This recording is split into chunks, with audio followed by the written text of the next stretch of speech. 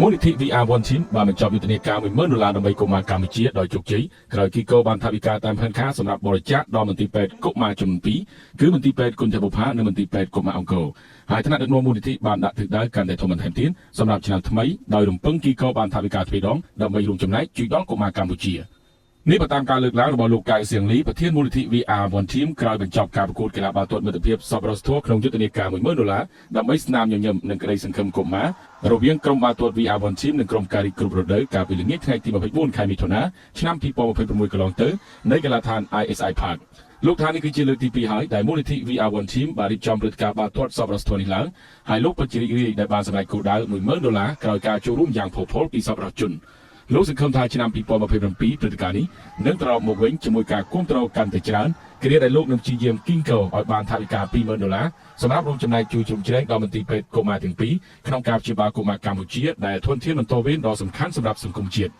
បាទខ្ញុំមកកែសនីជាប្រធានមូលនិធិ VR One Team ដែលយើងបានរៀបចំនៅព្រឹត្តិការណ៍ការប្រកួតបាល់ទាត់ពានសម្រាប់ស្ព័ររដូវកាលទី2នេះនៅក្នុងគោលបំណងមួយដើម្បីគីកូថវិកា$10000ជូនទៅកាន់មន្ទីរពេទ្យគុណធបុប្ផាកម្ពុជានិងមន្ទីរពេទ្យកុមារអង្គរក្រុងសៀមរាបការសន្យារបស់យើងកាលពីឆ្នាំមុនបាទដែលយើងបានជួយមន្ទីរពេទ្យកុមារអង្គរបានចំនួន$3000ក៏ដូចជាគុណធបុប្ផាចំនួន$1000ហើយយើងក៏បានប្រកាសថានៅក្នុងឆ្នាំ2026យើងដាក់គោលដៅ$10000ដើម្បីមន្ទីរពេទ្យទាំងពីរអញ្ចឹងជាគោលដៅហើយយើងក៏អាចធ្វើបានសម្រេចដោយជោគជ័យផងដែរជាការពិតណាស់កុមារកម្ពុជាគឺបាននឹងកំពុងតែត្រូវការសេវាថែទាំសុខភាពយ៉ាងចាំបាច់ដែលបងប្អូនលោកស្រីបានឃើញមកហើយថានៅមន្ទីរពេទ្យគុណធបុប្ផានិងមន្ទីរពេទ្យកុមារអង្គរគឺពួកគាត់ទទួលនៅសេវាកម្មនេះជារៀងរាល់ថ្ងៃហើយយើងពិតជាចង់ឃើញណាស់នៅកុមាររបស់យើងទទួលបាននៅសេវាថែទាំនេះគឺបានកាន់តែល្អគាត់អាចព្យាបាលនៅជំងឺរបស់គាត់បានដែលអាចជួយសម្រាប់បន្ទុករបស់អាណាព្យាបាលរបស់គាត់ដែលអាណាព្យាបាលគ្រប់រូបពិតជាមិនចង់ឃើញកូនរបស់គាត់ឈឺហើយមិនមានការព្យាបាលនោះទេអញ្ចឹងមន្ទីរពេទ្យទាំងពីរនេះគឺបានដើរតួនាទីយ៉ាងសំខាន់ណាស់នៅក្នុងការធ្វើឲ្យប្រជាជនរបស់កម្ពុជាយើងគាត់អាចសម្រាលបន្ទុកនៃការថ្លៃព្យាបាលរបស់គាត់តាមរយៈការទៅ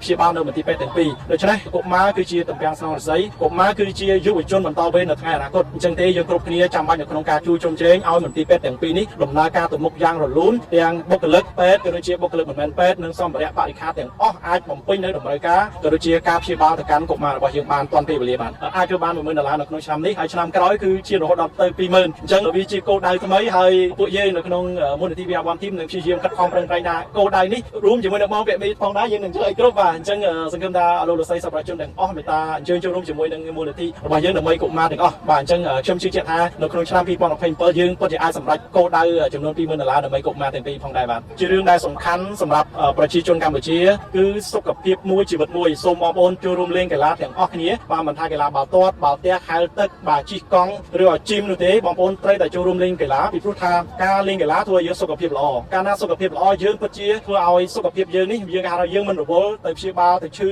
ដែលធ្វើឲ្យយើងចំណាយទាំងថវិកាទាំងធនធានទាំងពេលវេលាធ្វើឲ្យបន្ទុកគ្រួសាររបស់យើងកាន់តែធ្ងន់ធ្ងរបាទអញ្ចឹងទេសូមឲ្យយុវជនក៏ដូចជាប្រជាពលរដ្ឋទាំងអស់មេត្តាយកចិត្តទុកដាក់ទៅលើសុខភាពតាមរយៈការចូលរួមលេងកីឡាតាមរយៈការគិតគូរអំពីរបបអាហារបាទការសម្រាកការទទួលទាននិងបរិយាកាសជុំវិញបាទការបរិស្ថាននៃការរស់នៅសូមឲ្យមានអនាម័យដើម្បីធ្វើយ៉ាងណាឲ្យសុខភាពយើងល្អយើងអាចបំពេញនៅការងារនិងបញ្ញាស្មារតីការអប់រំរបស់យើងក៏កាន់តែរីកចម្រើនទៅតាមនោះដែរបាទអញ្ចឹងសុខភាពគឺជារឿងមួយដែលចាំបាច់បំផុតទន្ទឹមជាមួយគ្នានោះផងដែរលោកងួនចាំទេត្រាអគ្គនាយកប្រតិបត្តិនៃមន្ទីរពេទ្យកុមារអង្គរក៏បានសម្ដែងក្តីរីករាយក្រោយពេលឃើញប្រជាពលរដ្ឋខ្មែរសាមគ្គីនិងពុតដៃគ្នាគ្រប់រូបភាពក្នុងការគីកូមូលនិធិជួយដល់កុមារកម្ពុជ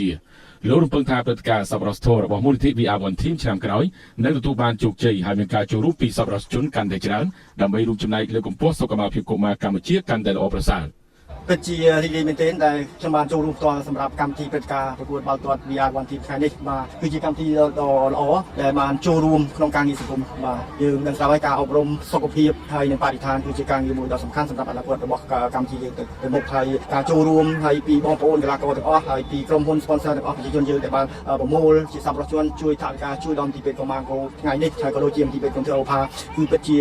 ជួយសង្គ្រោះដល់កុមារកម្ពុជាហើយចំពោះខ្ញុំផ្ទាល់ហើយក៏ដូចជាបុគ្គលិកមន្ទីរពេទ្យកុមារអង្គរហើយនិងអ្នកជួយទាំងអស់ពិតជារីករាយហើយក៏អរគុណដល់ VR One Team Foundation ដែលបានបង្កើតព្រឹត្តិការណ៍នេះដើម្បីជួយដល់កុមារកម្ពុជាហើយកម្មវិធីនេះពិតជាអស្ចារ្យបាទព្រោះយើងឃើញថាការចូលរួមពីបងប្អូនប្រជាជនយើងដើម្បីជួយដល់ខ្មែររបស់យើងជាពិសេសកុមារកម្ពុជារបស់យើងហើយដូចយើងនឹងស្ដាប់ហើយមន្ទីរពេទ្យទាំងពីរនេះគឺជាមន្ទីរពេទ្យរបស់ខ្មែរយើងមន្ទីរពេទ្យរបស់យើងទាំងអស់គ្នាអញ្ចឹងការទទួលខុសត្រូវរបស់យើងការចូលរួមដើម្បីជួយដល់កុមារកម្ពុជាគឺជាកាតព្វកិច្ចរបស់យើងទាំងអស់គ្នាអញ្ចឹង VR One Team គឺជាគំរូមួយដើម្បីដឹកនាំកម្មវិធីសប្បុរសធម៌នេះដើម្បីជួយដល់កុមារកម្ពុជាហើយខ្ញុំសង្ឃឹមថាយើងនឹងបន្តជោគជ័យជារៀងរាល់ឆ្នាំដើម្បីជួយដល់កុមារកម្ពុជាយើងជារៀងរាល់ឆ្នាំដែលត្រូវការយើងជួយ support ដើម្បីឲ្យសុខភាពរបស់គាត់ប្រសើរឡើងហើយនឹងការរីករូតរស់ហើយនឹងអនាគតរបស់កុមារកម្ពុជាទាំងអស់គ្នាបាទ គោលបញ្ជាក់ថាមូលនិធិ VR1 Team ត្រូវបានបង្កើតឡើងតាំងពីឆ្នាំ2002ដោយផ្ដោតសំខាន់លើពាក្យស្លោកអប់រំសុខភាពនិងបរិស្ថានរយៈពេល3ឆ្នាំកន្លងមកនេះមូលនិធិបានចូលរួមសកម្មនៅក្នុងកិច្ចការសង្គមជាច្រើនពិសេសការគីកោថវិកាជួយដល់មន្ទីរពេទ្យកុមារគុណធបុផាក្នុងនោះឆ្នាំ2023បរិច្ចាគថវិកាចំនួន10លានរៀលឆ្នាំ